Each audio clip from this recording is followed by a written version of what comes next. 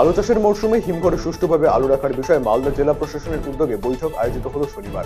এদিন জেলা প্রশাসনিক ভবনে আয়োজিত এই বৈঠকে উপস্থিত ছিলেন রাজ্যের মন্ত্রী তাজমুল হোসেন, জেলা শাসক নিতিন সিংহানিয়া, জেলা পরিষদের সভাধিপতি লিপিকা বর্মন ঘোষ, সহ সভাধিপতি রফিকুল হোসেন, কোল্ড স্টোরেজ অ্যাসোসিয়েশনের সভাপতি উজ্জ্বল সাহা সহ অন্যান্য প্রশাসনিক আধিকারিকেরা।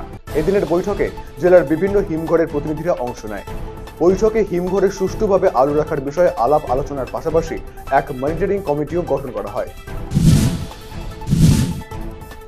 একগুচ্ছ দাবিতে দক্ষিণ দিনাজপুরের গঙ্গারামপুর থানায় ডেপুটেশন প্রদান করল আদিবাসী সিঙ্গেল অভিযান।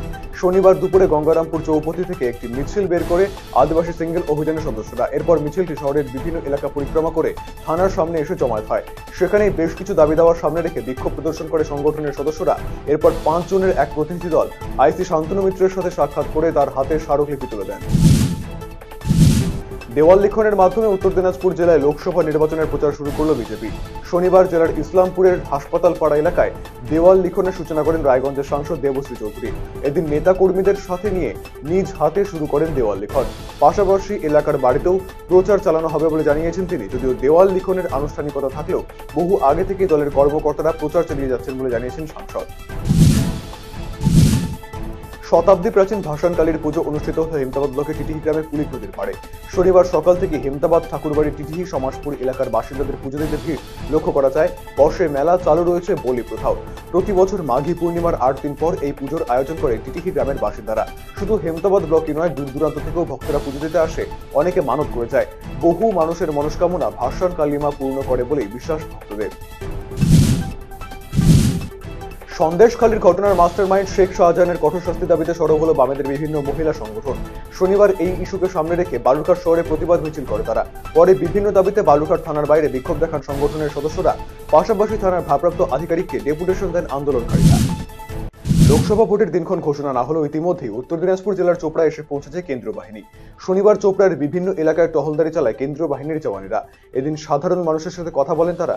প্রসঙ্গত, বরাবরই চোপড়া অত্যন্ত স্পর্শকাতর এলাকা হিসেবে উঠে এসেছে প্রতিটি নির্বাচনে। এদিন সাধারণ মানুষের কাছে ভয়ভীতি সম্পর্কে জানা হয়। কেন্দ্রীয় বাহিনী আসায় খুশি এলাকার সাধারণ মানুষ। ভোটের আগে মাথাভাঙ্গা এলো কেন্দ্রীয় বাহিনীর জওয়ানেরা। এদিন দুপুর নাগাদ মাথাভাঙ্গা পলিটেকনিক কলেজে আসে এক কোম্পানি কেন্দ্রীয় বাহিনীর জওয়ান। এলাকায় অশান্তি এড়াতে এবং সাধারণ মানুষের ভয় কাটাতে কেন্দ্রীয় বাহিনীর জওয়ানেরা আসে বলে মনে করা হচ্ছে। অন্যদিকে জলপাইগুড়ি সদর ব্লকের বাহাদুর গ্রাম পঞ্চায়েতে রুট মার্চ করলো কেন্দ্রীয় বাহিনীর জওয়ানেরা।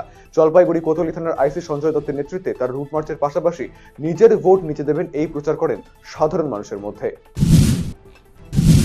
লোকসভা নির্বাচনের দিনক্ষণ ঘোষিত হয়নি এখনো। এই পরিস্থিতিতে আগেভাগেই তৎপর নির্বাচন কমিশন। রাজ্যের জেলায় জেলায় পৌঁছে গিয়েছে কেন্দ্রীয় বাহিনী।